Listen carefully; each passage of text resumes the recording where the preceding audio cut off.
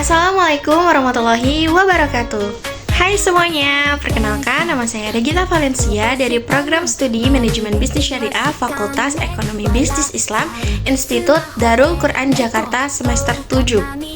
Video ini saya buat untuk memenuhi ujian akhir semester mata kuliah Manajemen Retail dan Jasa oleh dosen pengampu Bapak Sutrisna SEMM. Di video ini saya akan membahas satu materi dari yang sudah kita pelajari selama satu semester di semester 7 ini. Kita langsung simak materinya. Oke, pembahasan yang akan saya bahas di sini, saya memilih pembahasan bab pertama, yaitu tentang manajemen retail. Di sini yang akan kita bahas adalah histori dari manajemen retail itu sendiri, perbedaan manajemen retail dari pasar tradisional maupun modern, dan sebagainya yang akan kita bahas. Langsung saja kita bahas ke materinya. Yang pertama yaitu ada histori dari manajemen retail itu sendiri.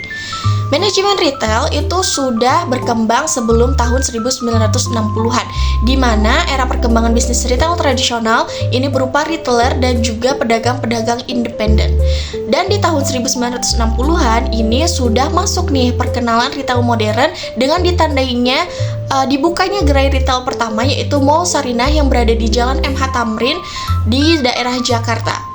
Lalu pada tahun 1970 hingga 1980-an, perkembangan retail modern ini sudah masuk ke Indonesia dengan format supermarket dan department store. Lalu ada di tahun 1990-an, itu ada era perkembangan convenience store, high class department store, dan juga beberapa barang branded yang sudah masuk ke Indonesia.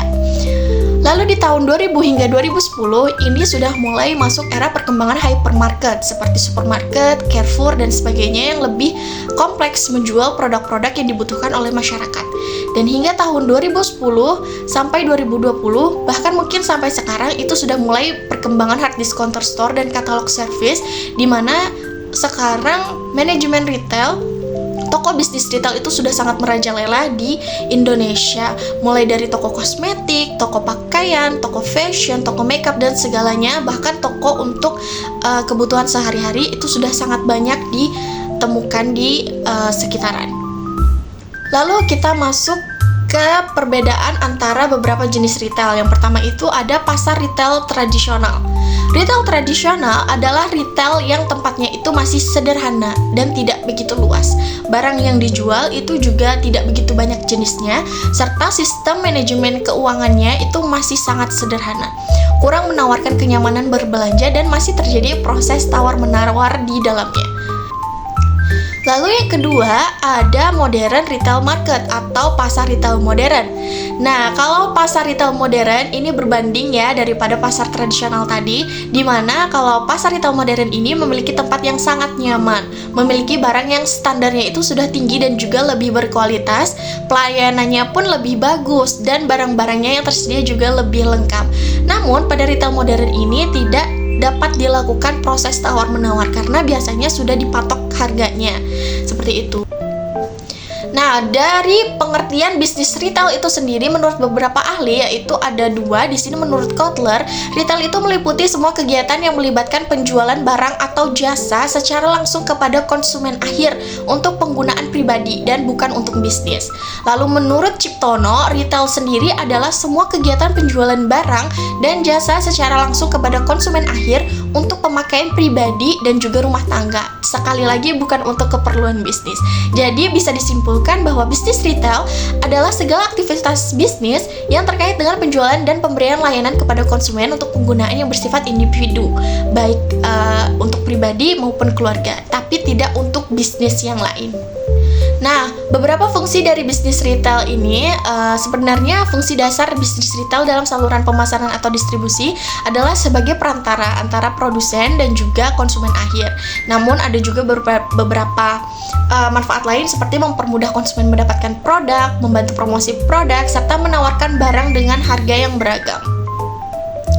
Karakteristik dari bisnis retail yaitu ada kuantitasnya yang kecil, pembelian impulsif, dan juga kondisi tokonya.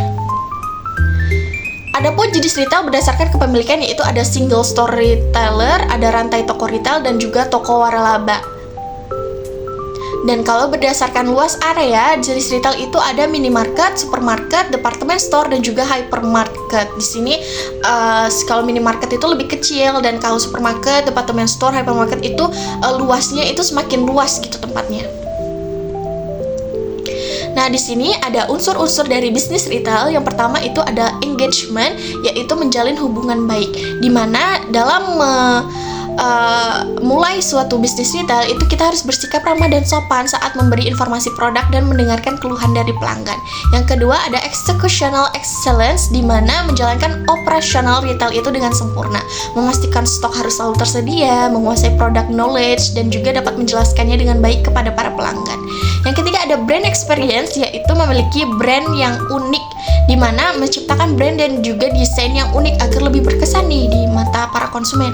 Yang keempat ada expediting, yaitu mempermudah proses belanja, di mana produk itu harus ditata dan juga dikelompokkan di tempat yang mudah dijangkau, dan kasir itu harus bekerja lebih cepat untuk menghindari antrian yang panjang seperti itu. Lalu yang terakhir ada problem recovery, yaitu penanganan masalah, di mana kesalahan dalam pelayanan adalah hal yang wajar asalkan dapat kita tangani dengan baik. Gimana caranya kita untuk menangani keluhan pelanggan seperti itu. Nah, kelebihan retail itu termasuk salah satu usaha dengan modal yang kecil namun potensi keuntungannya besar. Lalu lokasi perdagangan cenderung berada di tempat-tempat yang ramai aktivitas, sehingga memungkinkan mendapatkan banyak pembeli akan semakin terbuka. Lalu hubungan penjual dan pembeli akan harmonis dikarenakan kedua pihak akan sering berkomunikasi secara langsung dengan dua arah. Tapi di balik kelebihannya, retail juga mempunyai beberapa kekurangan. Yang pertama adalah perkembangan usaha retail yang telah modern ini mengakibatkan pengelolaan dalam skala kecil kian tertinggal. Banyak dari pebisnis retail tidak begitu memperhitungkan soal pengelolaan yang berskala kecil karena hanya dianggap sebagai pengisi waktu luang atau sekedar tambahan income saja. Lalu dalam menjalankan tugas, para retailer itu masih kurang memperhatikan mengenai manajemen keuangannya, sehingga modal dan juga laba yang didapat akan sering habis tak menentu. Lalu yang terakhir itu ada strategi promosi yang jarang diperbaharui, sehingga tetap banyak pengusaha retail yang tidak diketahui oleh calon-calon pembeli. Lalu ada tren dalam bisnis retail di masa depan. Ini ada beberapa yang sudah tertera di PPT, yaitu experience shopping, simplicity, utilization of technology, dan juga green retailing.